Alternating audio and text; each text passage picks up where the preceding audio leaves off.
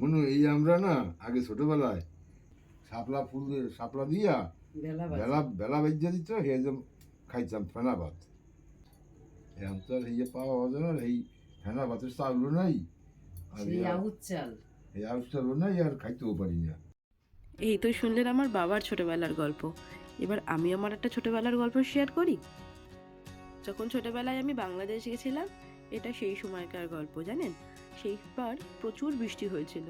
পুকুর, দিঘি আর কোনটা রাস্তা কেউ আলাদাই করতে পারবে না, এত জল জমে গেছিল সেখানে। তখন দেখেছিলাম সবাই ওই যাতায়াতের জন্য না হলে নৌকা আর না হলে কলার ভেলায় যাতায়াত করতো। বেশ ইন্টারেস্টিং লাগতো ওই ভেলা ব্যাপারটা আমার কাছে। এর আগে কোনোদিনও আমি এরকম কলার ভেলা দেখিনি। যাই হোক, তখন খুব বায়না করেছিলাম জানেন ওই কলার ভেলায় ওঠার জন্য। আমাকে আমার বড় পিসি উঠতে দেয়নি, যদি আমি পড়ে যাই সেই ভয়। তখন তো বেশ ছোট ছিলাম আমি, খুব কান্নাকাটি করেছিলাম জানেন সেই সময় ওই ভেলায় উঠবো বলে। তখন দেখলাম আমার পিসি কোথা থেকে জানি এরকম কতগুলো শাপলা জোগাড় করেছিল। এরকম আর বাজারে তখন কিনতে হতো না, বেশ পুকুর দিঘিতে এরকম শাপলা পাওয়া যেত। পিসি দেখলাম আমাকে এরকম ছোট ছোট করে কতগুলো শাপলা কেটে কাঠি ঢুকিয়ে ভেলা বানিয়ে দিল।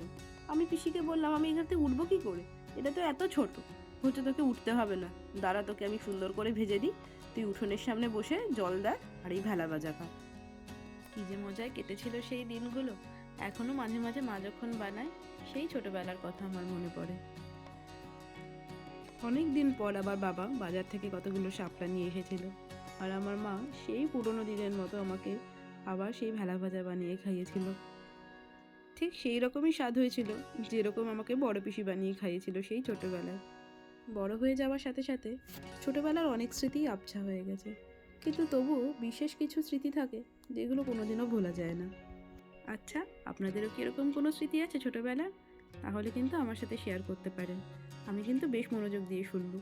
আর যদি আমার ভিডিওটা আপনাদের ভালো লেগে থাকে তাহলে অবশ্যই আমার পেজটাকে ফলো করে আমার পাশে থাকবেন। টাটা।